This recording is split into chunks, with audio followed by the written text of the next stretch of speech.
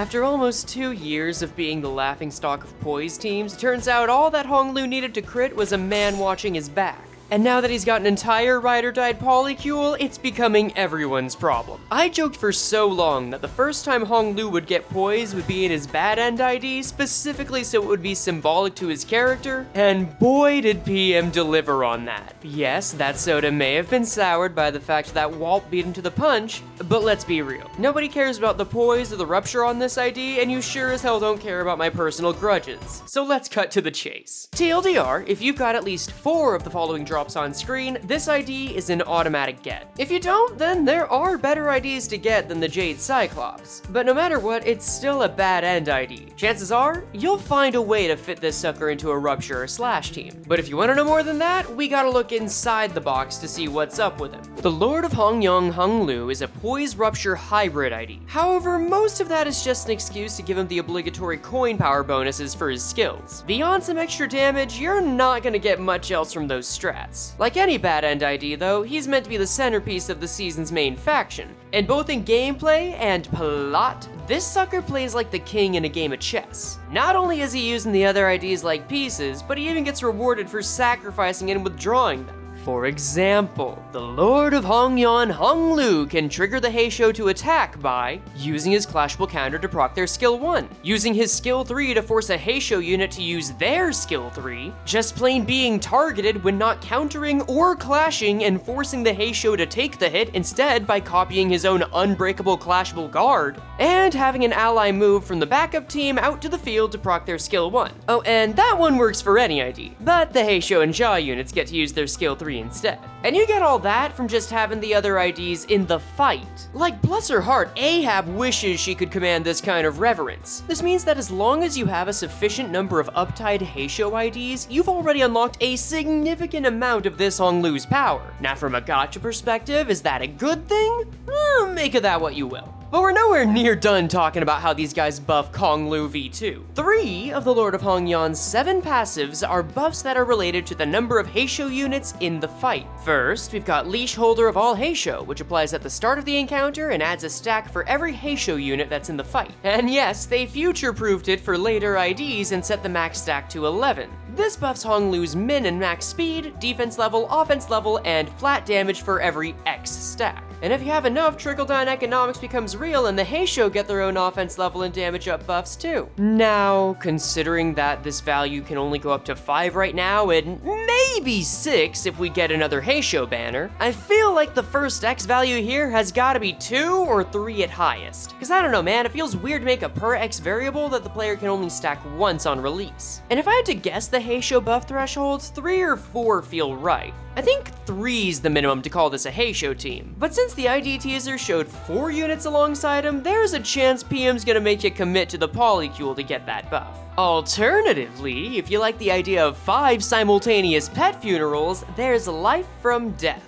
It's a simple passive that adds a stack every time a Heishou pack ally dies and gives Honglu offense level up and damage up for every X stack, plus attack power up if enough of your friends cross the Rainbow Bridge. Now losing an ally is still a pretty big cost, and I really hope this first X here is just 1, but I wouldn't put it past PM for you to have to lose 2 units to get 1 damage up. After all, Lamanchalan Dawn only got 2 damage up for all of her family dying, but power creep's a hell of a drug, and so are boluses. Fingers crossed that this is 1 and this is 3. Speaking of boluses though, last but not least, we've got Heishou Bolus Contamination. Like its sibling, this status has a max stack of 11. I'll keep it simple for now and say that Honglu gets a stack of this every time he uses his skill 3, and it even picks a custom effect based on one of the Heishou IDs you have in the field. You can see all the different bonuses here, but personally, I think the extra rupture count from Mao Otis and base damage reduction from Mao Adept Faust go the hardest. Oh, and not only do these custom effects stack, but every stack ups the damage on both the skill 3 too and Honglu in general. And now we've covered all the buffs this ID gets from having his little personal army at his side. From this alone, you can tell that the main playstyle is to make the Heishou act as your personal shields, while Honglu slowly gets more power from them, either through rubbing their boluses in his eye hole or going sweeper on them and drinking their corpses. But that is just the base concept of the ID. We haven't even gotten into the skills yet, because here's the thing. Most IDs would use their skill 1 and skill 2 to build resources and strengthen their most powerful skill. And I will say, this ID has more interesting common skills than others. But even if the skill 1 is handy for making allies defend you, and the skill 2 is handy for giving you gluttony support, generation, and having 2 unbreakable coins, these are still the most boring parts of the kit. And I mean, hey, it's not their fault, it's just that Grandma's boy wants to use his skill 3 as often as humanly possible. And if you want to know why, it's because he has 3 of them! Answer Me Heishou packs makes you ask yourself one very important question. Are all of my friends dead? No matter the answer, Honglu will attack with a skill the enemy can't defend against, and then either use his skill 3-2 if the answer is no, or his skill 3-3 if the answer is yes. If any Heishou units are alive and unstaggered, Honglu will pick one of them after using the base skill 3, and have them use their own skill 3 afterward. From there, Honglu will follow up with his skill 3-2, which has the ability to inflict slash resist down on the next turn, plus an on-kill effect that heals SP to the most unwell Heishou unit and gives them attack power up on the next turn. The move also gets more base and coin power if the Heishou ID you pick is Faust, and is the only way that Heishou Bolus Contamination picks which special buff you get after finishing the move. On top of that, this skill really doesn't want you to get the same buff from the same ID over and over, and has a really cool way of going about it. See, every time a Heishou ID gets picked with the skill 3, they get a buff called Unrelenting Storm that gives them extra offense and defense levels based on the stack. Then, when you use the skill 3 again, it checks for which ID has Unrelenting Storm and makes sure to pick either the ID that doesn't have one, or whichever one has the least, so that Honglu just can get all of the diseases. Finally, if you factor in the fact that the Heishou skill 3s can have anywhere from 1 to 4 coins, it means that this move can hit the enemy a total of 7 times in a single skill. This is by far the ID's most powerful move, and it only gets stronger every time you use it. Alternatively, if the prodigal son stands on a throne of dead furries, or gets left on red, he'll go from his base skill 3 into his skill 3-3 instead. Both the skill 3-2 and this move get more powerful the closer both Honglu and the target are to dying, but this move also gets both a damage and an attack weight buff based on the amount of life from death he has. It also deals more damage from the number of negative effects the enemy has and the bolus contamination, similar to the other attack. But on kill, he'll buff himself with the extra attack up instead of his allies because, well, what use were they, I guess? Now the big question I have with this skill is, what is the base attack weight? We've seen at least one example of a modern ID having a base skill that has 3 attack weight by default. And if this skill has 3 attack weight like Heishou Roja's skill 3 and can be buffed to 5 or even 7 from life from death, then I can see this being a good end stage attack for Honglu. But if it plays it safe and goes from just 1 to 3, then this move feels about as impactful as La Mancha and Don Quixote's Remembrance. It's a better cope than 2 damage up, but it's still a cope. Regardless, that addresses all the base functions of the ID and how to empower him in battle. Once again, it really is as simple as having the other Heishou IDs and spamming that skill 3 as often as you can until either you or your enemies die. As long as you use Resonance as often as possible, your Heishou will keep defending you and almost certainly die first, so that you can get more power from the bolus contamination and life from death. It's just that easy. But what if you liked playing Limbus Company?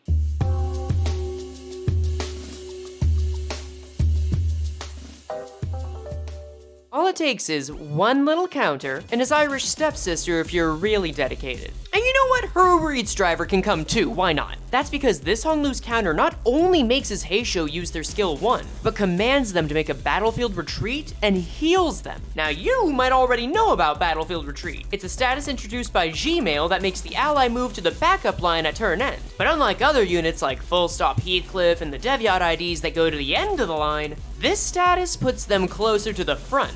Now, quick disclaimer, unlike Gmail, who undoubtedly places the ally at the front of the line, we can't know for sure yet if this battlefield retreat will do the same. But based on the wording, I'd like to think that it cuts in front of any non-Heishou ID toward the front of the line. And honey, if that's the case, get your fast pass, that is A-okay by me. Because in practice, this has several knock-on effects. First is the obvious. If you swap one Heishou ID out with another Heishou, you're gonna get a free SP boost and skill 3 use every turn you use this counter and proc that swap. Combat with Gmail's own swapping mechanics, then she'll regularly up the offense level of allies and return to use both her skill 3 and a buffed skill 1 based on her own kit.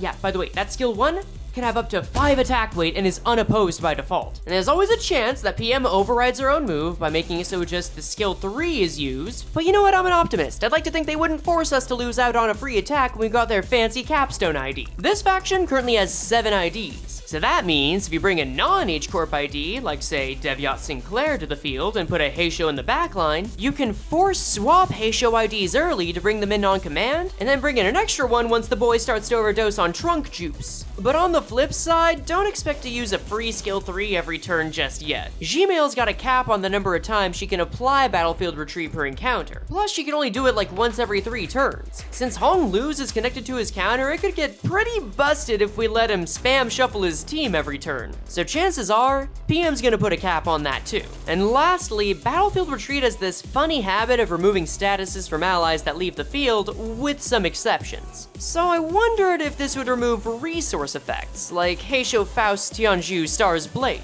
Luckily, it looks like the retreat doesn't drop that. So while we can't be sure about every resource status, it's safe to say that the Heishou IDs won't have to worry. And a big thank you to Ultranum here for looking into that one for me, since I don't have either Gmail or Heishou Faust as of recording.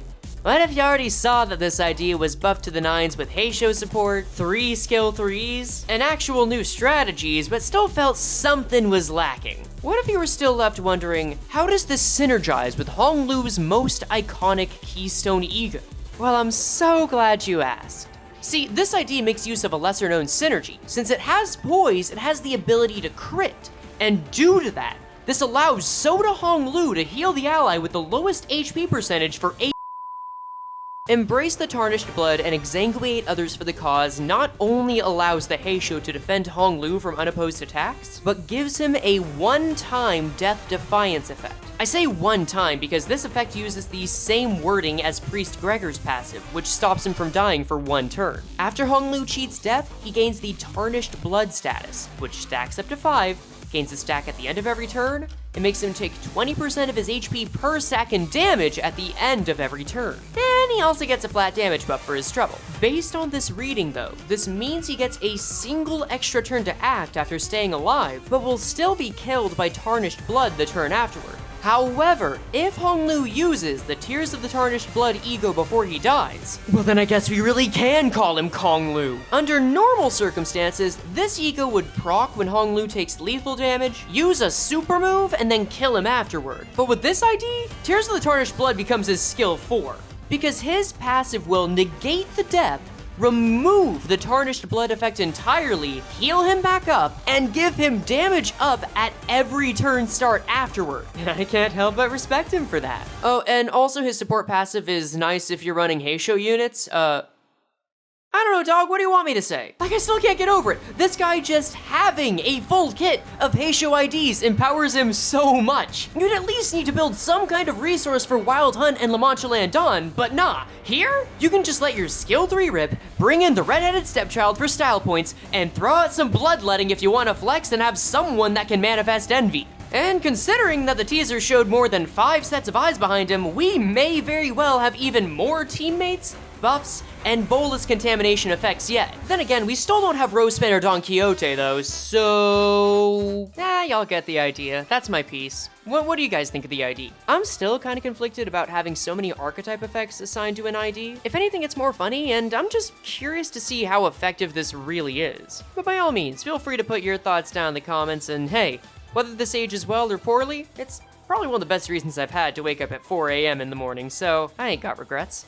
And now it's time for the member and patron Q&A. Who do you think should get IDs based on Distortion Detective? I mean, I feel like there are 3 obvious candidates for this one, right? Otis as Moses, Don Quixote as Ezra, and Merceau as Vespa. I guess that's almost too perfect because Project Moon likes to give some sinners certain IDs that are just so different from their character. So instead of just Otis as Moses, I really like the idea of Yi Song as Moses. He still keeps that air of being smart and kind of aloof, but I feel like there's a little sense of humor that would come out more often with Yi Song than regular Moses would have. Oh, and Gregor as Urea, I refuse to elaborate.